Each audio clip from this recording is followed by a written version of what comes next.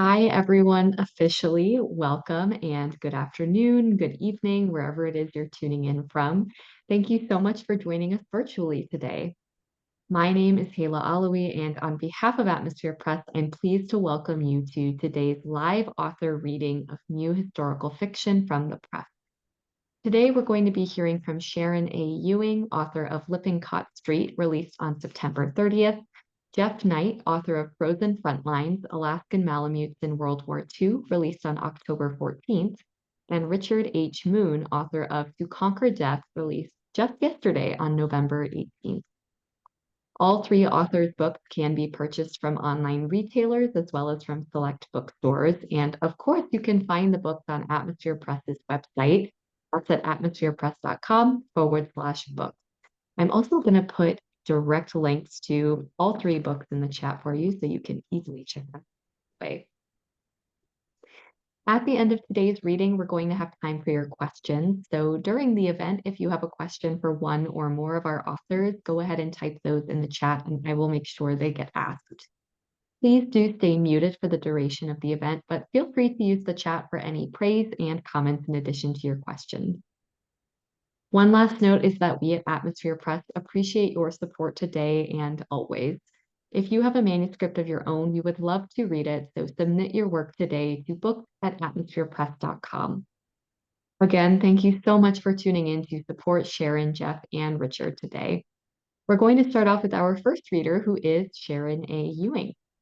Sharon, an avid genealogist, became intrigued about her Irish family's story of immigration and the resulting integration into life in Philadelphia, which gave rise to Lippincott Street. She holds a Master of Education degree and has taught writing skills to students from elementary to college level. Born in Pennsylvania, Sharon now lives with her husband in Columbia, South Carolina, where she enjoys gardening, traveling, playing the piano, and journaling. Lippincott Street tells the story of Kate Leary, an Irish immigrant who arrived in 1860 Philadelphia, a city that, like herself, is caught in the throes of changing controversy, struggling with identity. A determination forged in the years of Ireland's Great Hunger becomes her best ally as she, like all the immigrants even to present day, works to build a successful future and fulfill a vow made to her dying mother. Let's now welcome Sharon. Hello. I'm going to read from the beginning of my story where my main character, Kate, is on her journey to America. It's just a very short section of the book, but just to get you acquainted with the main protagonist. The rough waters refused to abate as the hours and days slogged on, with the hatches shut tight against the weather. The ship's ventilator shafts proved inadequate for the number of fear-soaked bodies below. Remembering the story of the great Odysseus, Kate wondered if they had somehow passed into that mythical underworld. The ship logged 3 interminable days before the rocking abated, and she heard the scraping sound of the hatches being opened. Desperate expressions of relief followed. Thank God. Praise the Lord. A whiff of fresh air blew across her face, and she squeezed Mary Alice's hand. We're safe. An exodus of immigrants tumbled from their shelves, headed for the ladders to the open deck. Gingerly, Kate swung her legs over the side of the shelf and stood stretching aching muscles. Mary Alice, look. Light streamed through the opening near them.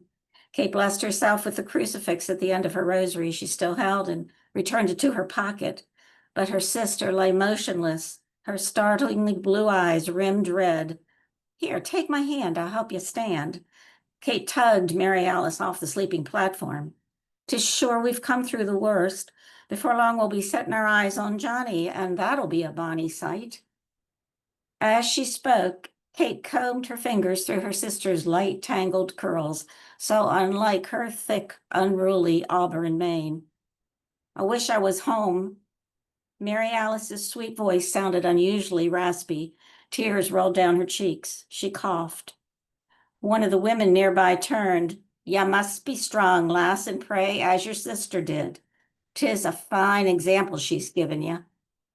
The round-faced woman hitched up the youngster on her hip and wagged a warning finger at Mary Alice. I've lost my son and my husband, but my girls is going to have a better life, just like yourself will. In America, we'll all have ourselves enough to eat and more blessings beyond, God willing. Best to focus on that. Just trying to show the toughness of the people who took that journey. And one of my other favorite parts of my story is when Kate enters the tavern where her brother is living. She didn't know he was in a tavern. She thought he was living just in a regular boarding house. And she had some hesitation about going in because her father had given her all kinds of warnings about the effects of alcohol. She squared her shoulders and walked resolutely through the door. Once inside the smoke-filled interior, shrill whistles and catcalls greeted her. Every instinct urged her to flee. She couldn't. Summoning every ounce of resolve left, she strode resolutely between the tables to the rear of the tavern and the bar, looking neither to the left nor the right. Both cumbersome bags she carried clearly broadcast her status as a newly arrived immigrant, a greenhorn. Her legs felt as heavy as lumps of lead. Come sit here on my knee, darling. Pay that sleeve and no mind. I've a pint here that'll put roses in your cheeks. 'Tis true you're a good judge of cheeks, Bruce, another called. But I do believe you're embarrassing the lass. Besides, if it's a good time she's wanting, it'll be with a handsome lad like me, not looking at your ugly gob. Put your sorry tongues back in your heads where they belong before I do it for you. The last voice came from the barkeep, a well-fed, older, ruddy-faced man with a stained towel on his shoulder and his hands planted on the bar. He stared down the loud-mouthed lads, then reached across the counter, grasped a skinny lad by his shirt collar, and shoved him aside. Blimey, move your lazy arse and give this lass some room, he growled. The man sneered at the bartender, snatched his beer, splashing a bit on the bar, and shuffled off to a dark corner, followed by his companions. Softening his voice, the barkeep apologized. Name's Liam. I own the place.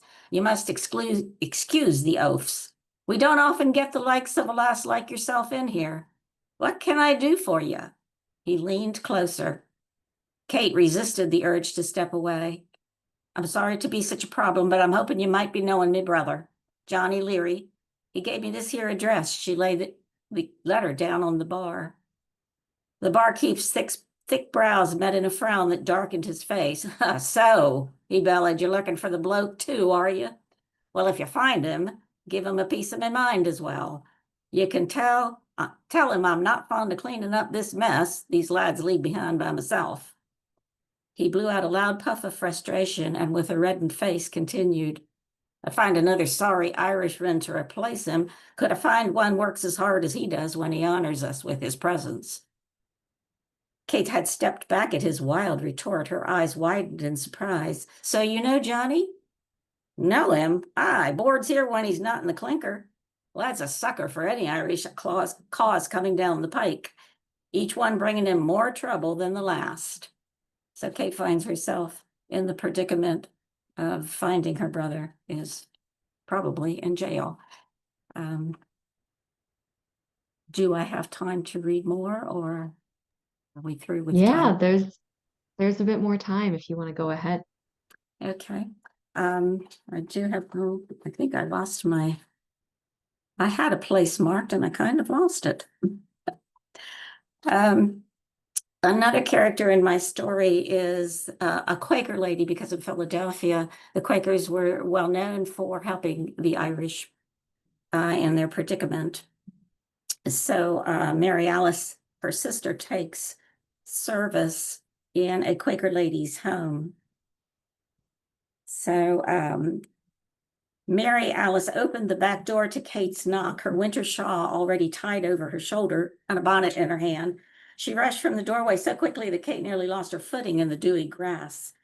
Mary Alice linked her arm in her sister's, pulling her toward the alley. Morning, Jack. You coming with us today? Jack smiled at Mary Alice's invitation. If you girls will have me.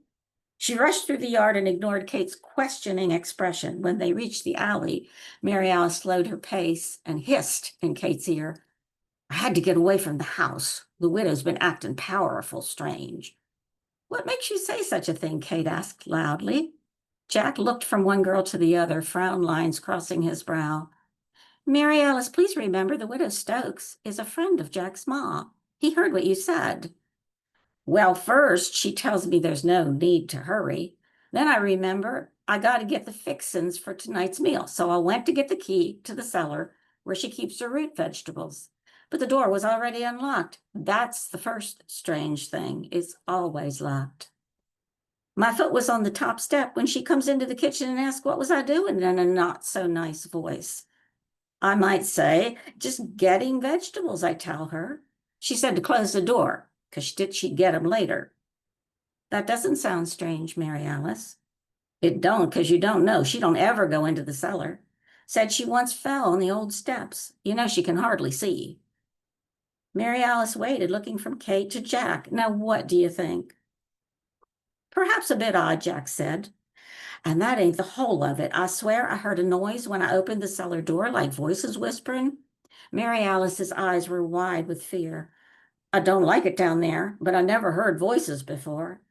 Anyway, I'm kind of glad she stopped me. But then she hurried me out of the place, handed me my bonnet and shawl like it was on fire. The place was on fire. Kate recalled how, as a child, Mary Alice would cry in fright at night, believing some mischievous creature lurked in the dark, ready to pounce at her. Witches, fairies, and all kind of devilish creatures intent on making mischief were the stuff of Irish folklore, part of the childhood package of the Isle. Mary Alice, however, with her creative temperament, proved more susceptible to the lure of fantasy, bringing it into play whenever it suited her purpose. You've been down the cellar before, so you know there's nothing to be afraid of.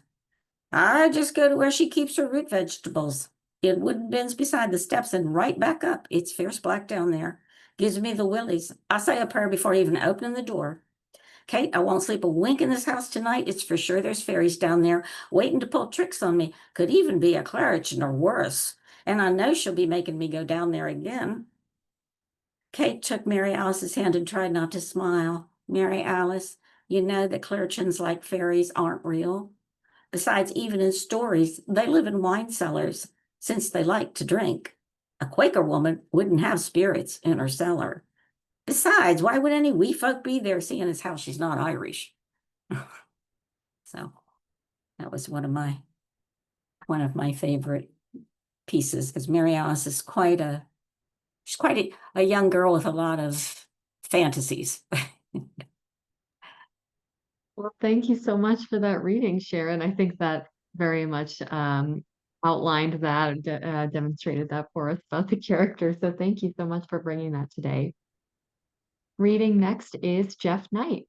Jeff is a cybersecurity leader, U.S. Navy veteran, and lifelong dog enthusiast whose connection to Alaskan Malamute spans nearly 2 decades.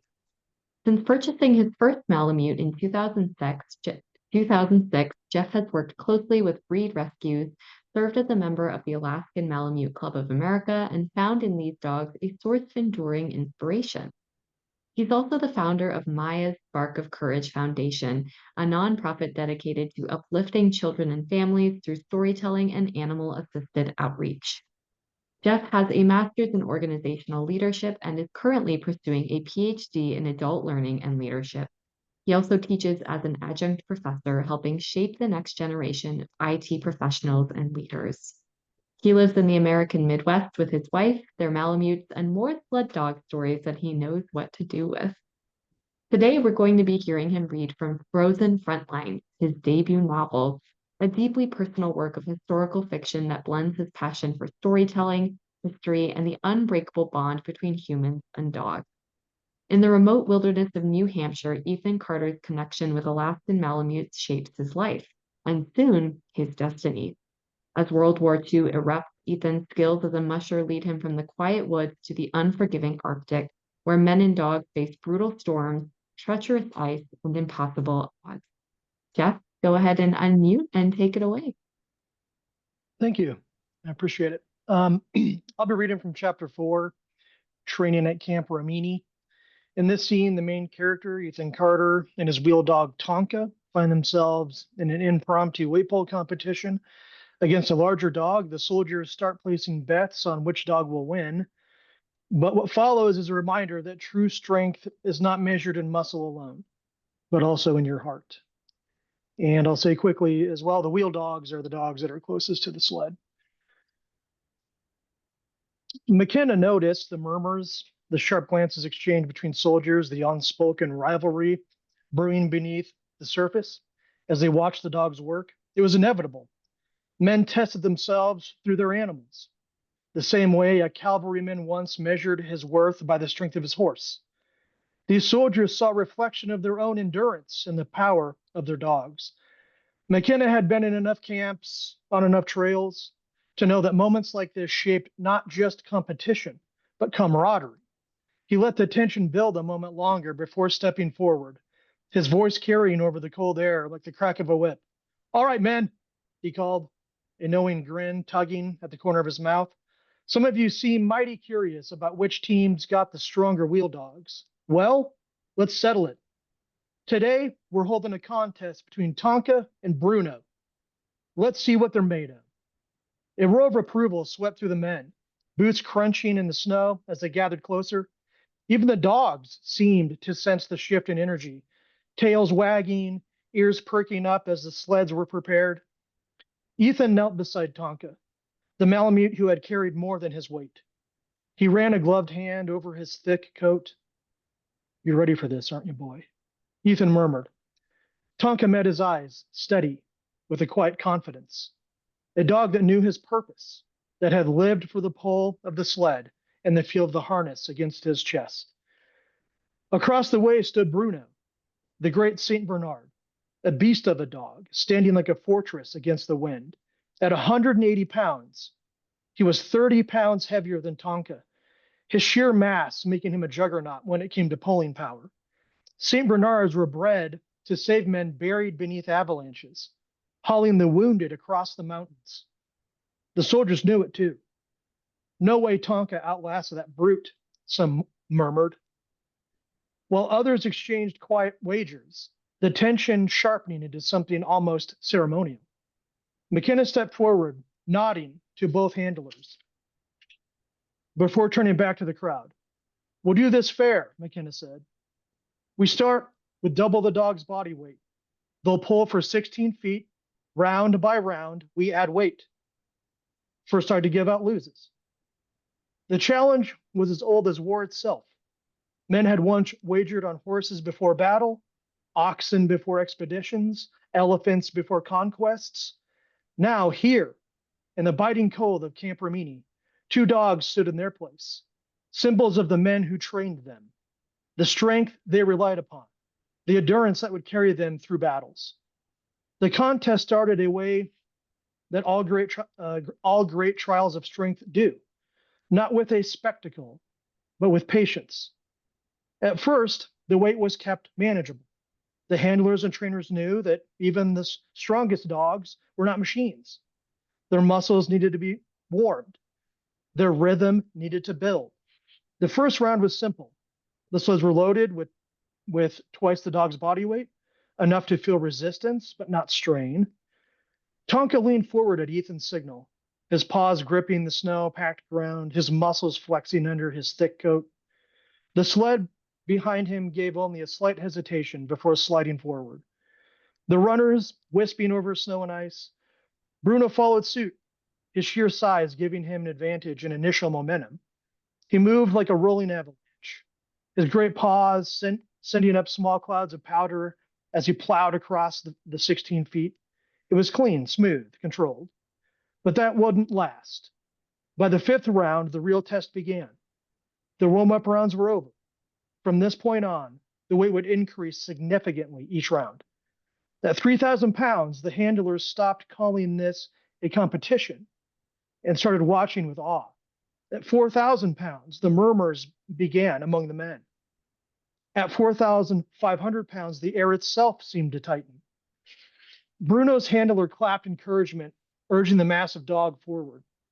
The St. Bernard's thick chest expanded with each breath, his powerful legs flexing like coiled steel as he heaved against the weight. The sled had to be reinforced, and it groaned under the weight on the ice. Tonka stepped up next, his dark brown eyes locked on the finish line. Ethan had seen this look before, on men who had gone too far into the mountains and knew the only way out was forward. He crouched beside his Malamute, running a gloved hand down his side, feeling the tightness of his frame, the coiled energy waiting to be unleashed. You still with me, boy? Ethan murmured. Ethan stepped to the finish line, turned, and gave the command.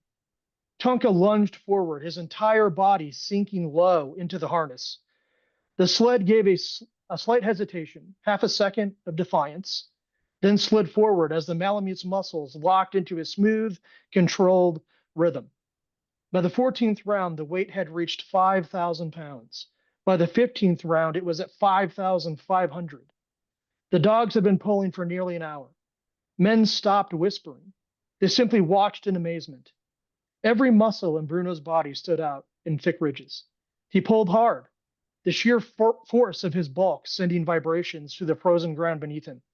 The St. Bernard had been bred for brute strength, and here, in this moment, he was nothing but raw power. 10 feet, 12. His handler clapped and shouted encouragement, his voice rough with strain. Bruno's pace slowed. His massive paws slipped just slightly. At 15 feet, his back legs began to shake. At 15 feet, 10 inches, he stopped. His handler dropped to one knee beside him, resting a hand on his big head. It was over. Bruno had given everything. And then there was one. All eyes turned to Tonka. Ethan moved back to the finish line. Tonka stood alone. Ethan asked for an additional 100 pounds to be loaded. Every man watching knew what that meant. A dog should not be able to pull that kind of weight. It wasn't just heavy, it was impossible. McKenna exhaled through his nose, shaking his head. Damn dog don't know what quitting is. Ethan didn't speak, he didn't kneel, he simply met Tonka's gaze. Tonka was breathing hard, his body tense, his frame coiled like a drawn bow. He had nothing left to prove, no reason to keep going, except for one thing that separated him from all other dogs. He wasn't pulling for a contest. He wasn't pulling because he was pulling because this is what he was born to do. Ethan raised his hand, his voice steady. One more, Tonka. The dog moved. Not fast, not frantic, not desperate, just forward. His paws dug deep, claws slicing into the ice. His legs driving with a slow, powerful rhythm. The sled hesitated. For a full second, it didn't move. Tonka lunged and lunged again. Then it slid. Inch by inch, it crossed the frozen ground, the runners creaking under the sheer mass and weight. 4 feet, 6. The silence was absolute. 10 feet, 12.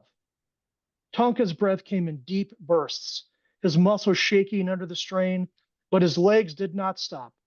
14 feet, 15. Ethan clenched his fist. One more, just one more, boy. 16 feet, done. A thunderous roar erupted from the men, clapping, cheering, boots stomping against the frozen ground. Ethan dropped to one knee, resting his hand on Tonka's shoulders. He could feel the tremor in his muscles, the exhaustion rolling through his body. Ethan beamed with pride and said, "Good boy, Tonka. I'm so proud of you." McKenna strode forward, shaking his head with a grin. Now, for those of you wondering why a 150-pound Malamute just outpulled a 180-pound St. Bernard, let me explain something. The men fell silent, waiting. Bruno is all power. A St. Bernard is a battering ram built for brute force, short bursts of strength. But Malamutes, they don't pull in bursts. They pull for miles. They pull for weeks if needed. Their bodies aren't built for raw strength alone. They're also built for endurance. That's why when the weight gets heavy, when the road is endless, it's the Malamutes who keep going. The soldiers nodded, glancing at once more at Tonka, who still stood beside Ethan, exhausted, but steady and ready. The war was still ahead, but when the time came, Ethan knew who he could trust to pull him through. Thank you so much for that reading, Jeff. That was a great introduction to not only the setting and the kind of unique concept here, but also these characters and honestly the personalities of the dogs too. So thank you so much for that. Our final reader for today is Richard H. Moon. Richard is an award-winning screenwriter, producer, family man, care provider for several dogs and cats, a curler, archer, hiker, musician, physics tutor, SFF nerd, literature aficionado, history obsessive, and kitten fosterer. He has a physics degree, but has never let that get in his way. He's always ready to geek out about story and character and deep meaning and also cool robots. And he supports every human out there who is making art with their own hands and bodies and minds. He lives with his family in Southern California on the ancestral and unceded land of the Hahamonga people. Today, we're going to be hearing Richard read from To Conquer Death, which tells the story of Koshchei and Typhon, brothers from ancient Egypt, who grow up in the shadow of war and loss and swear to honor their fallen father and defend their homeland. Far to the north, a young girl named Doria watches her mother's funeral twist into a nightmare, one that convinces her that only fire can keep the dead from rising. Charged by Pharaoh to trace the source of the rising dead, Typhon, Koshchei, and Doria embark on a perilous journey. Together, they uncover a truth older than empires. We'll hear more now from Richard. Oh, sorry, I forgot. I have to do the unmute thing. Yeah, and I also can't start my video up at the moment, but that's fine. Oh, here, let me, I think I can, here, 1 second here. Sorry about that, Richard. Just takes No problem.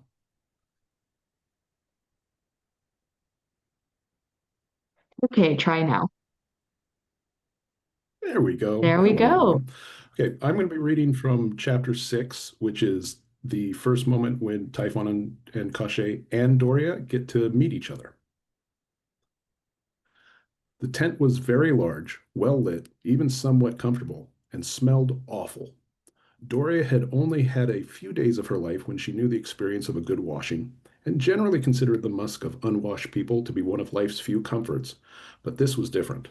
This wasn't the fetter of birth and death, or of that one tunnel full of decay and waste she'd crawled through, or of everyone crowded into those horrible huge boats for weeks of puking and dying. This smell was of all of those things put together, with a hefty helping of despair dolloped on top. They hadn't just been beaten, they'd been caught.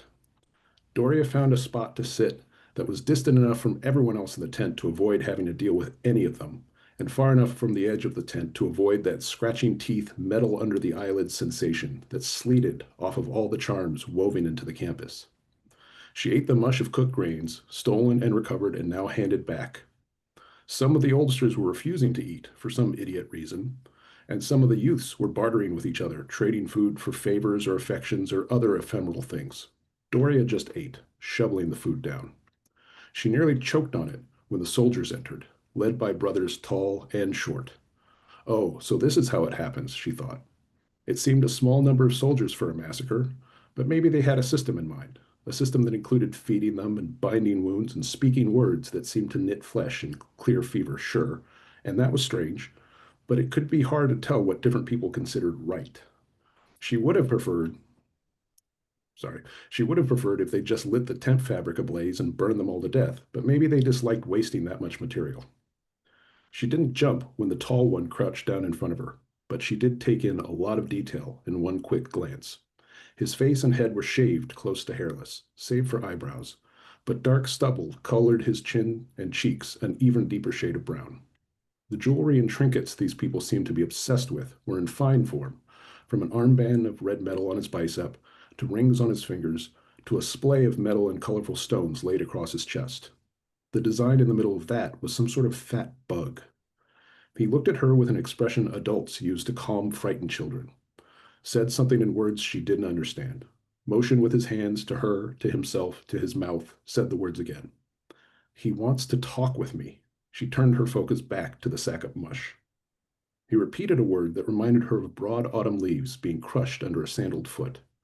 Said it again, tapping himself on the chest. His name, she knew, still trying to not engage. Cochet? An annoying name. She preferred the tall one, but oh well. He tried more incomprehensible words, different in shape and sound. Where his language was full of clipped sounds and back of the throat growls and scrapes, this new one fluttered about like an insect. Still didn't mean a damn thing to her, though. Another go with the name game, another round of her trying to ignore him, another round of him not giving up. Eventually he'd get tired and leave, or kill her. Either way, at least her current troubles would be over. Another change of words, and this time she could hear it. Name, he said, in the speech of those palace people they'd rolled over on the other side of the sea. Achaeans, who they'd stolen the boats from, and the knowledge to use them, and the supplies to get them across that horrible expanse of green water to get here. Doria had spent enough winters on the outskirts of the Achaean lands, with their palace cities and people squatting in their own waste, to pick up most of their tongue. It was a skill that came in handy now and then, especially when threatening to burn down a storehouse unless the people inside opened up. Rot and spoil, he saw it, she thought, that telltale flash of recognition that went through her face. Speak Equeshe, Tanaju, Achaean, you, he said. A statement, not a question. Rot. My name Koshe, what name you? He waited, keeping hands and face moving into her field of view. Speak Achaean, answer, want to know. She let him catch her eyes, gave him a look that she hoped conveyed how little interest she had in playing this game, and went back to her mush. By now she was mostly scraping a few wet grains from the sack one by one. The tall one, Koshe, sighed. No can lead an ox 2 times, he said, and stood up. Oh, old trickster's left eye. The man just had to pick a saying she had heard and just had to muck it up. Exactly the sort of thing that drove her right up a tree. The husband who had endlessly laughed at her frustration with his malapropisms and who had made her laugh by making them was years and years dead. The useless one that had followed him was years dead too. She hadn't been annoyed by this mind rot for longer than she could remember. Yet there it was, tickling the back of her mind like a thorn. She couldn't help it. You can't castrate an ox twice and expect to get a bull. His smile should have been infuriating. If he had said nearly anything around that smile, it would have been infuriating, she was sure. But he just kept smiling. Yes, she continued in their language, I can speak Achaean, apparently better than you. My name is Doria. Doria. He tried it out, feeling the edges of it. She could see the weaving behind his eyes as he worked out how to proceed. Ask your questions. He sat and looked her straight on. No comforting a child now. Why come here? Here was just in our way. Your people come here before, many years ago? Probably. We've all been running for a very long time. Some run faster than others. Running from what? She started and stopped at the same time, spent her own moment figuring out how to go. I don't know how to explain it in this tongue, she settled on. We don't talk about it, just bad stuff, behind. He chewed on that. She figured he would push for more and started thinking of ways to change the subject. It was a stream he'd want to cross clearly, but she wasn't interested in drowning just now. Running, he said, and she tensed. If running, why steal flame? Her frown told him enough for him to try again. Flame, fire, fire to places. Burn, you mean burn. We burned when they were dead to be dealt with. Fire is for the dead. Fire, dead, you burn your dead. Yes, it's for the best. But why steal? Why not ask help? The smile that flitted across her lips was born of something she hadn't felt in a very, very long time. The astonishment a parent feels when they see the world through their child's eyes, fresh and new and not covered in blood. This experienced warrior, this leader of men, was naive. These people were so rich, so settled, so secure in their land of soil and river and sun, that they forgot how to give voice and mind to the truths that define their world, as much as everyone else in his life. You would not have given to us had we just asked. Spoken out loud in a language he had to translate in his head to understand, the truth was obvious and clear to this man, this Koshe. He could do nothing but nod. Typhon turned away from the conversation at the dark corner of the tent. Koshe seemed to be making progress, as expected. Koshe was always good at talking, especially to women. Unlike Typhon, to whom it often seemed like he couldn't speak the same language as anyone, even people he had known for years, or grown up with, or was supposed to think about marrying. He made another circuit of the tent, wary eye on the prisoners, and saw no signs of trouble. Despite the cold burning desire to see these people dead and gone from the land that still roiled through him, intellectually, in his heart, he knew that this was the right move. They needed information, whatever they could get. Were there more of these people coming? Were there other prongs of this invasion? He didn't know, and that rankled. The oil lamp sat back near the edge of the tent gave enough illumination to see, but lent the whole place a muted, depressed air that fit the shape of the hole in Typhon's gut. For his entire waking life, he dreamed of facing the people who had taken his father. Now he had had his chance. He'd killed, he'd smashed their invasion to pieces, he'd defeated them utterly. He'd watched the corpses of their dead burn to ash in great smoking heaps, and all it left him feeling was emptiness. The thoughts kept slipping into his mind like daggers slipped between ribs. There has to be more. The noise drew his attention before he was consciously aware of it. Raised voices, moving feet, potential threat. A hand or so of prisoners were confronting two of his men on the far side of the tent. Not violent yet, but definitely something. With a gesture, he answered Koshe's questioning look with, "Stay put, continue your work," while he went to deal with it. "They're just pointing and yelling. No idea what they're on about," the soldiers said to him, and that seemed accurate. The prisoners were gesturing at one of their own, laid out on the ground. The talk was loud, urgent, in what seemed like 2 or 3 different languages, but without aggression or anger. They kept motioning towards the edge of the tent, behind the soldiers and Typhon. "They want the lamps," he said. The prisoners all responded affirmatively. "Yes, the lamps, yes. Enough oil to light the whole enclosed space, or burn it down." The lamps were kept safe and secure by the warding spells written into the hem of the tent. Anyone who wasn't Kemetish would be driven away from those glyphs by intense discomfort. These people were already pushing into the zone of unease, trying to get to the oil. "Step back and settle down." Typhon's voice could fill a room with its sound, let alone this wide tented space, but it had little effect on these people. More joined the crowd, and even more moved steadily away from the prone figure on the ground. A wide, empty circle was forming, with that man in his center. That man appears to be dead. The doctors have been through this tent, must have missed one. An old one, Typhon thought as he looked closer. Thin to the point of emaciation, with scraggly hair all over his head that might once have been dark but was now the dirty white of campfire ash.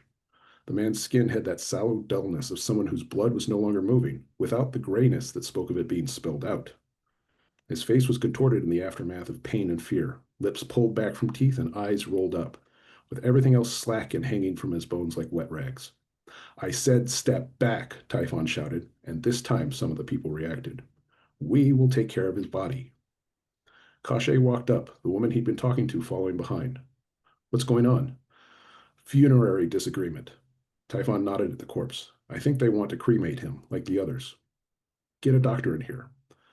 "What for, brother?" The man's clearly a sound like chiseled stones scraping against rock and sand stabbed through Typhon's sentence, silenced everyone in that tent, and snapped all attention to its source, the dead man. The sound came out from his throat as less of a death rattle than a clearing of the air from a sealed pit. Then the body sat up. The man's eyes rolled back down into normal position and scanned around the space. Everywhere he looked, people stepped back, tried to increase the distance between him and them. The crowds pushed against the tent edges without care for the discomfort of the warding spells. The man's skin had not regained its color. His lips had not covered his teeth. The muscles of his neck, arms, chest still hung loose off his bones. He looked even worse than when Typhon had thought him dead, if that was possible. Typhon pulled his knife. "We should put him out of his pain." "Wait." Koshe's hand on Typhon's arm held him in check. Typhon waited for an order from his brother, for instruction, for anything, but before Koshe could say anything, the woman spoke. Typhon couldn't follow her words, but he could hear her tone, strength, as if she was a leader, telling Koshe what had to be done. Koshe said something back to her in that same tongue, but she shook her head and pointed again at the oil lamps at the tent's edge. It flashed through Typhon's head in an instant, understanding just from his brother's expression. "We can save his life. Our magic is strong," or something like that. And against that, her insistence. "Fire is the only thing that can save him now." Another gurgling, grating, awful sound came from the man's throat. He lifted a finger and pointed. His eyes had clouded over, or lost focus, or something, because it seemed to Typhon that he was looking at all of them, Cometish and prisoner alike, all at once. His jaw opened, and something like a memory of a voice filled the room. Pirkur, Hyod Pirkur. And in a flash, the discussion was moot, because the object of it made it so. The man who was not quite so dead shot to his feet and then forward. In a leap that would have made a young man proud, he lunged directly at one of the cowering fellow prisoners. Silence turned to screams and shouts as a stampede away from the attack. The victim tumbled to the ground, and the old man slammed into him and tore at him with clawed hands and snapping teeth. And I'm actually going to stop there. All right. So that's quite the cliffhanger to leave us off on. So, but thank you still for that reading, Richard, and definitely something to look forward to getting into the book. But at this time, we do have some time for our audience Q&A. So if you have a question for one or more of our authors, go ahead and type those in the chat and I will make sure they get asked. We first have a question for Sharon. This is from Marion. You read dialogue with an accent. Did you write it that way? And if you did, how did you decide how much of an accent to include? And then Sharon, I'll ask you to unmute here. That was very tricky. When I wrote my first draft, I didn't put any dialect in it. And as I read it myself, it just didn't come off authentic. So it was trying to get that balance between making it sound Irish, but making it so I chose certain words that I could, like just dropping the G's off the end of words, and a tis. They always said tis, or just kind of little expressions that I've heard in movies of that period. But that balance between doing that and some people just don't like reading a lot of dialect. Sometimes it's very hard. So hopefully that's what I achieved. Fingers crossed. So Yeah, I think I that's think it's good. always quite a challenge of writing dialect or accent like that. So I love that you mentioned, you kind of have to figure out which words it might work for because if you go too far, it can have the opposite of effect. It can take someone out of the story. So very interesting to see how that played into your writing process, Sharon. Right. And I watch a lot of PBS, and there's times, especially with the Scott movies, that I just can't understand what they're saying. It's almost like a foreign language, and I've been to Scotland. So I didn't want to go that far. Right. Yeah. Careful It's about always like, that. where's the line? Yeah. Well, we've got another question here for Jeff. This is from Sean. Where did you get your historical background information from? Yeah, good question. So, I hired a guy named Dieter Stringer. He is a retired Marine, and he went into the Army National Archives in Washington, D.C. Physically went in there. A lot of the historical documents and photos, etc. They don't have online, so you can only get it if you go inside.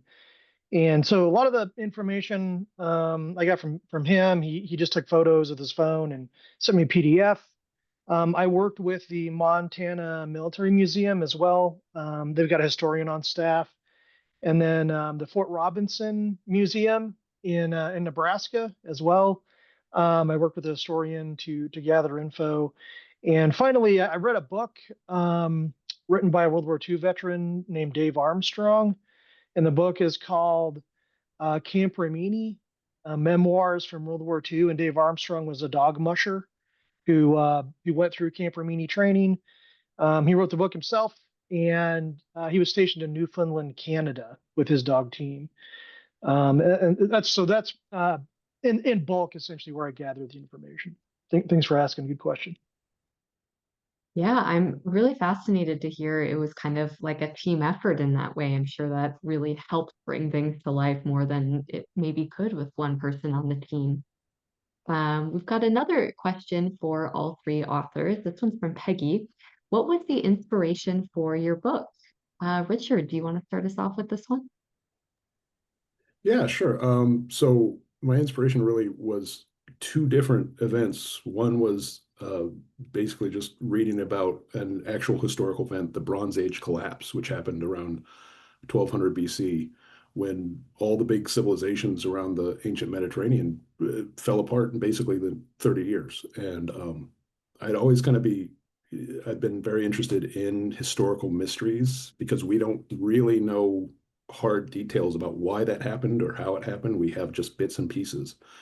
So I really started wanting to tell a tale about an event that 3,000 years later, forms the basis for a bunch of legends, but is not itself very clearly known, and kind of subvert some of the standard things with that. But that was just the setting, and I didn't have characters for the longest time. And then the other event that happened that really inspired me with this was the passing of my father-in-law a few years ago, and just the way that hit me and my wife, and it really got me thinking about this story and how, at its heart, it was about people who had, great amounts of grief in their life and weren't dealing with it, and how that and kind of the world coming together and saying, now everyone's going to have some grief in their life because your world is ending, would interact. Yeah, so it's kind of like this twofold thing, it Mhm. sounds like, that really brought the book together. And it's kind of fascinating how for artists, especially, sometimes the inspirations can be so distant or tie in unexpected ways to the actual Yeah. subject matter. So thank you for sharing that with us. Sharon, what about you? What was the inspiration for your book? Well, mine was genealogical. I knew that my dad was either Scot or Irish, or maybe a little bit of both. Um, and my sister had done a lot of research, and then she passed away, and the research was handed to me. And I got very interested. We actually having trouble tracing the Irish people because when they came over, many of the names were changed. They were misspelled. They were just, they were given to someone orally, so they were written down many times incorrectly. So I kind of came to a dead end with my dad's family. So I decided, okay, I know what year she came. I had the name, but I had the name of the ship. I'm just going to make up a story. I'm going to research and see what was going on. We know they came into Philadelphia, and I was fascinated because actually Philadelphia we always talk about New York, and Philadelphia at one period was one of the biggest ports for Irish immigration, and they actually had what they called a lazaretto, which was where they stopped the ships and inspected them for sickness because cholera had wiped out a third of the population in Philadelphia at one point in history. So they were very that story caught me, and of course I grew up near there. I don't live there anymore. Had a chance to go back and actually visit that site, so it kind of drove my story, and I love historical fiction and I love genealogy. So there you go. Yeah, I totally understand that curiosity about something so personal, your ancestry, where you came from. And I think kind of literature can really be such a great way to explore curiosities like that. So I'm excited to hear that that was kind of a um, personal and interesting process for you. Thank you for sharing that. And Jeff, what about you? What was the inspiration? I know we mentioned it a bit in your bio, but the inspiration for this book? Yeah. So my grandpa served in World War II, and he was in all five major invasions in the European battlefront. Grandpa didn't talk about the war much, even when asked, and so I've done a lot of research over the years. I'm kind of a World War II history nerd, so to speak. Just I wanted to know more about what he did. And in 2005, when I purchased my first Malamute, I was just doing some research on the breed to understand them more. And I read online that they had also served in World War II. And in all the research I had done, I didn't know that dogs really used at all in World War II. So I found it really fascinating. And, I always kind of thought it was a story that should be told, that people should know, right? That, we had working dogs in World War II, and they were, very vital to the war effort. And so that was sort of the inspiration. Totally. Yeah. I mean, I can totally attest to that. I had no idea as well. So it's really interesting how, I think there's this idea that nonfiction is what kind of teaches you things, even things about, history. But I think fiction can do very much the same thing and maybe even more effectively because it's a very popular thing, maybe even more so than nonfiction with readers. But yeah, interesting to see how that came together. This is a question for Richard that was sent in anonymously. I'm not personally sure how much written record there is of the period in history that your book is set in, but if there isn't much, how did you write in a way that felt authentic to the era? And how much did you have to quote unquote invent, if any? So the fun thing in researching this is that we actually know a lot about Egyptian civilization in the time because they were one of the civilizations that wrote things down a lot. Um, but at the same time, there were a lot of events such as the Sea People's invasion, which is one of the things this is based on, where they just said, "Yeah, some people came, we beat them, we're great, woohoo!" And then that's all we have. So there was in looking for the authenticity, I had to really focus in on what we knew about daily life in ancient Egypt and what the people were like, what their belief structures were. And we thankfully, especially in the last 50 years of archaeology, have gotten so much information on like individual people and that, like I said, that daily life, especially in the New Kingdom where this is set, that I had a bookshelf full of research materials that I could go back to and say, okay, but what little daily life detail will make this scene sing? What aspect of what life was like back then will inform how this character reacts to things? And then for all the stuff that we didn't know about, I essentially got to make it up, but I got to make it up by building on all of the archaeology that we already have. So there's actually a point in a different section of the book where I get to make a joke that's only a joke for people who are very familiar with the problems with translating old ancient Crete material, which we can't decipher the writing system they use. Um, and so there's a whole lot of writing that we have that we don't know what it says because we can't decipher it. But the joke I made is that the Egyptians back then, yeah, they knew what the Cretans were writing, and they were writing how much they hated Egyptians. And the Egyptians could keep writing, the Cretans could keep writing that for all the Pharaoh cares. Um, so just having little bits and pieces like that where I could say, yes, I'm making up what's going on, but it's based on what we do know. Um, Endlessly fun. Yeah, I love what you said about, making the scene sing with those details. And it also calls to mind, I read once that there are these things, these supposedly huge events that would happen thousands of years ago, and there is written record of it, but so little because they were things that those cultures thought would just be ubiquitous information forever. And I imagine coming across those in the process of researching something that so long ago can be frustrating, but perhaps also inspiring. Yeah. So I'm really fascinated to see how this plays out. We've got just one more question. This is for all three authors. What's next for you in your writing journey? Or what are you working on to release next? Which I know can be a big question, a lot of weight on it, perhaps. But Sharon, do you want to start us off with this one? Well, I've had a lot of friends who read the book ask me if, when's the sequel coming out? And at first I just kind of cringed because this was my first and it just took me forever. But I've actually started on a sequel. So yeah, Very yeah. exciting. Yeah, something to keep an eye out for sure. Richard, what about you? What's next for you? I am currently about 20,000 words into a science fiction novel that at the moment is best described as Deadwood in space. and I'm having a lot of fun working on that, and already have some sequels figured out for it. So we'll see when that comes out. Absolutely, a hard turn into a new genre. I think that's super exciting to hear about.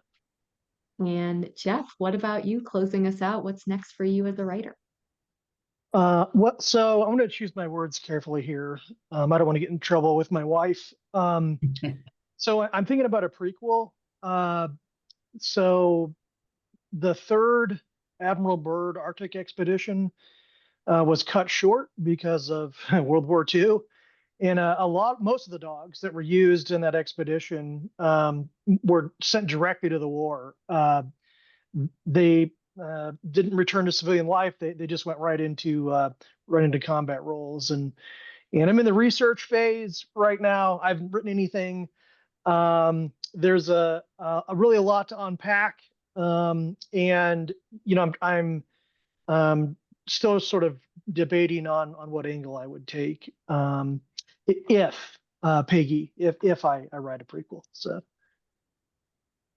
Big if perhaps to wait on, but still exciting nonetheless to hear about.